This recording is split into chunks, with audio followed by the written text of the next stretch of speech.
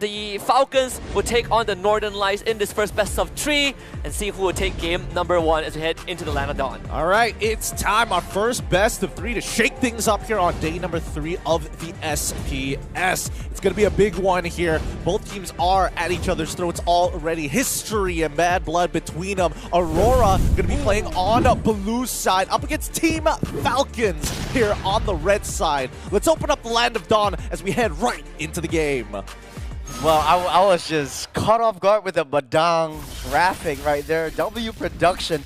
But it's so great to go back to basics. Alpha getting its resurgence, and then finally seeing Xavier in this entire matchup. How fitting. Quite foretelling, actually. Easy. Early invade here. They figured out where Demon Kite is going to be on the map, which is great information for Team Falcons to make some smarter decisions here. Because again, I think a lot of it is going to come down to that mid lane, right? If we're looking at emblems, I'm hoping for Concussive Blast on Renegade. Yes, Renegade's got Concussive Blast, but it's going to be Brave Smite for Ogwen, so it's about freezing out the lane. The beauty about this Hilda is that right now you're not a roaming trio, you're a roaming quartet. You bring the Hilda into the mix, Team Falcons are able to amp up or ramp up that tempo and go into the jungles of Aurora, making Suyo suffer just a little bit more before the first objective spawns up. Well, I think the priority is so very important, right? Because in these team fights, I feel like Aurora has a bigger inclination of like just standing back, waiting for Team Falcons to make that first move, because they don't have a lot of disengage tools, and as soon as those cooldowns are down, you lay the carpet, you start opening the gates, and you let the flood through. Aurora does have late game insurance in that Xavier though, so how he plays it will be a little bit interesting if it ever goes to that super late game mark. But this Xavier pick just denies the opportunity of an early game rotation, so Aurora just really has to hunker down. You see Team Falcons already cycling up with that turtle onward onto Baptiste. Will be able to escape safe and sound. He doesn't have that sprint anymore. Baptiste will pick up that turtle. They will take what they can, and they'll ditch out of the way. Nicely done. And this is what I'm talking about, right? Priority. If you make that first move, you're able to sit on these objectives a little bit faster and then hold priority over your opponent. Now that we're holding this neutral objective, the inclination is on you to try and take the space from us. And I think that's how Team Falcons is going to be playing the rest of this game. Ooh, look at how Team Falcons are playing, just living rent-free in Aurora's jungle. Baptiste down low, SOD hits. I don't know if they want to come in. Domain Kite just holding on to the SOD. Team Falcons know how much they are able to hammer Aurora at this point. Look at the efficiency, right? While all of that was happening, living rent-free down on the bottom side, we see that Few isn't being that anchor. He quickly moves up to the top side of the map in case Domain Kite decides to go for the big punish. You can see that both sides aren't really committing like huge ults. The most you saw was probably from Ogwen. Other than that, it's just been chill.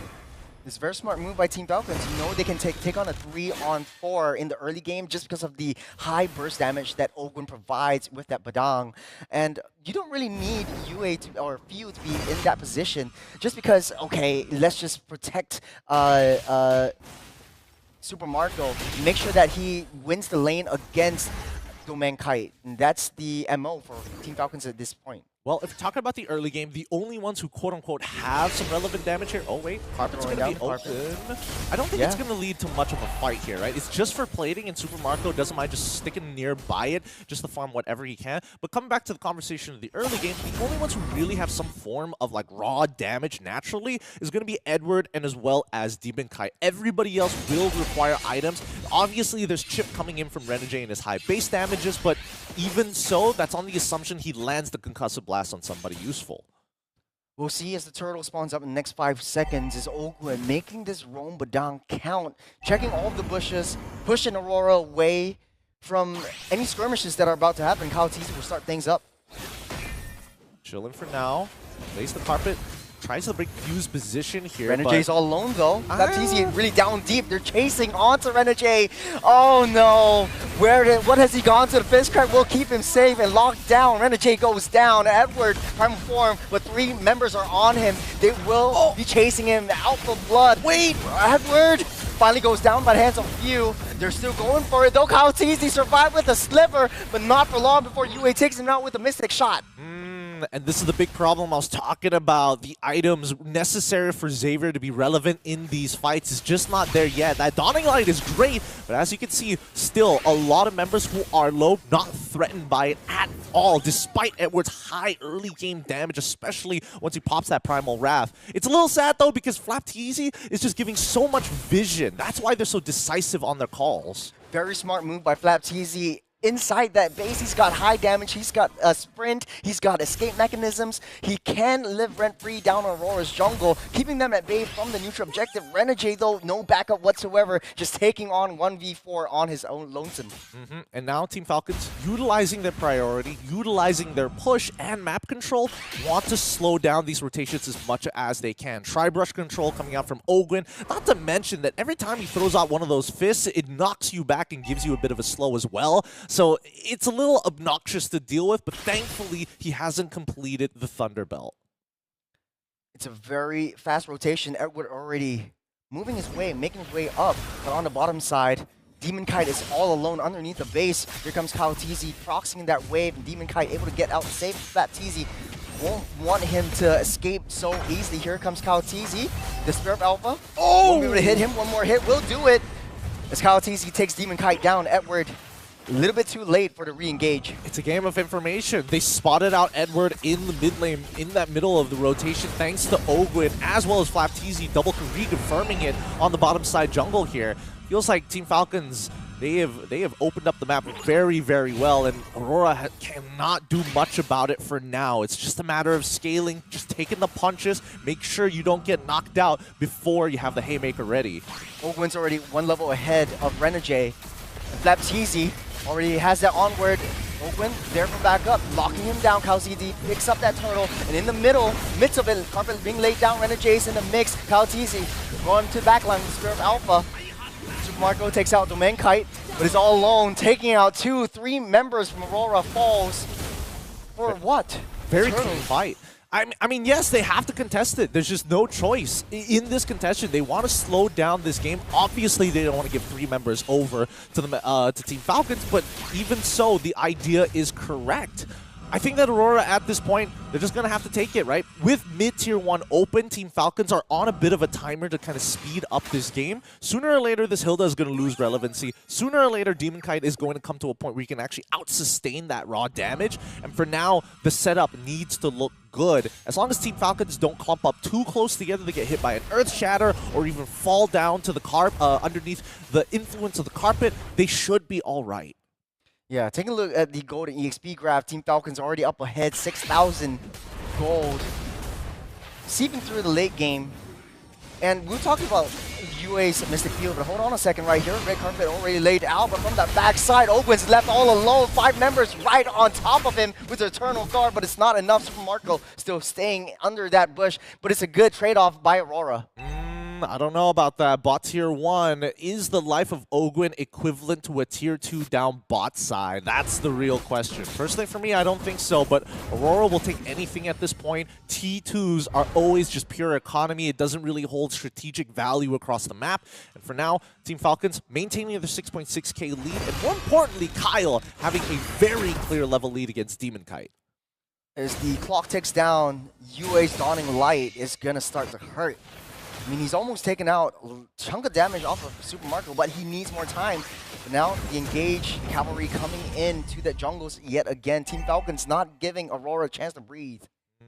Looking at the item list so far, where is Yue in that item list? Looks like he's trying to build up to an Enchanted Talisman. Hasn't even finished off T2 boots at this point. In comparison to Few, who's building very utility, golden, sorry, not golden staff, but instead glowing wand, and has already finished the Blood Wings as well, just in case he does get collapsed on by Edward, or maybe accidentally walks into the Mystic Fields. That range can be quite deceptive. Yue, oh, not Enchanted Talisman, instead goes for the Wishing Lantern. He's going to start poking out his opponents early on. Team Falcons going to start things up with the Lord Dance. Lord pushing and pulling over the side of Team Falcons. Concealed play by Ogwin, trying to find an angle. FlapTeasy latching onto Demon Kite. They've caught Renegade. Trapped, nowhere to run, nowhere to hide. FlapTeasy onto that backside. Edward's next in the call. But Team Falcons, they got what they can and they go. But the bottom line is Domain Kite on the offside of the map, taking control of that long lane. A decisive decision coming in for Aurora. They're willing to sacrifice the Lord. They're willing to sacrifice Renegade. They just need their cores to come online as soon as possible. And honestly, Domenkai, he's not too far off the Trinity build. It's 10 minutes into the game. He is about 30 seconds late from actually picking it up on tempo, but it doesn't matter still because Falcons have quite an outstanding lead against them. At this point of time, let's see how many inhibitors Team Falcons are able to accomplish because the high ground is looking much better for Aurora. Yeah. It's very, very desperate pathing, especially from Demonkai. Look how deep he is. Lord marching down the bottom side, though. Laying down the glorious pathway just to slow everything down, but Renegade on the wrong side of the wall. Turret at half health, almost half. As Team Falcons, they touch and they go. FALCONS trying to make a move, trying to bait them in. SOD lands, but I don't think they want to go in. Running light for Shape Measure. Trying to minimize the damage here. The Mystic Fields have trumped them out, and I think this is where Team Falcons are going to say no, despite Super Marco trying to show some presence, trying to bait out that fight against Aurora. They are not going to take the bait. Looking at the items, now we see penetration boots already built, and yes, this is a bit of desperation coming in from UA's side, but they're already pushing to their inhibitors. This is the best build that he can go for at this point of time, as Domeng has finally finished the Trinity.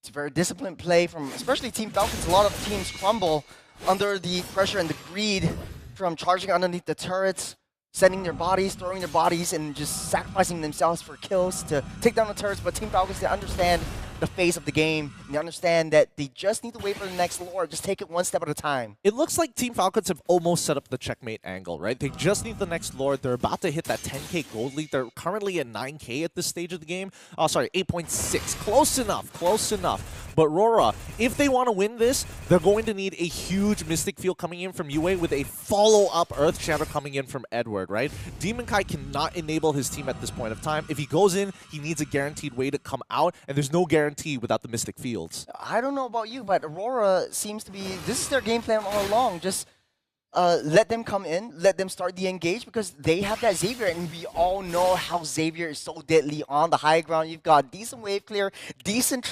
entrapment with the Mystic Field, and Team Falcons really have to throw themselves out and sacrifice themselves in order to get a kill when it comes down to the uber late game. Oh, hold on a second. Ogun, the spot father, forced to use the flicker out of the way, stunned up by the wall, but here comes Super Marco, holding on to the Xavier Force. They know they don't want to take it, as Aurora backs out as well.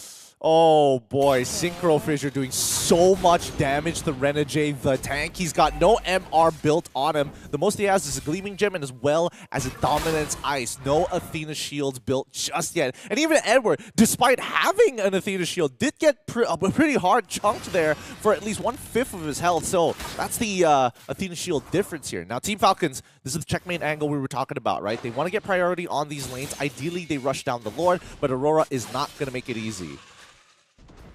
Team Falcons starting things off. FALCONS on the backside, but Spirit of Alpha, they're ditching that Lord. They took down Renegade. Xavier Force dancing around. Here comes Super Marco with the damage, but so much damage coming from Demonkai. There was a huge play, but 4 members down. Aurora, they're starting to crumble. FALCONS takes care of Domenkai. The rest of Team Falcons making a beeline towards the base. Great decision making here. FALCONS just keep Domeng busy. The rest will go for the free inhibitor. They have the 10k gold lead that they were looking for, and the crystal is wide open. 10 seconds from Marco. Will be able to take this. Just destroying Aurora's hopes and dreams for making to the playoffs.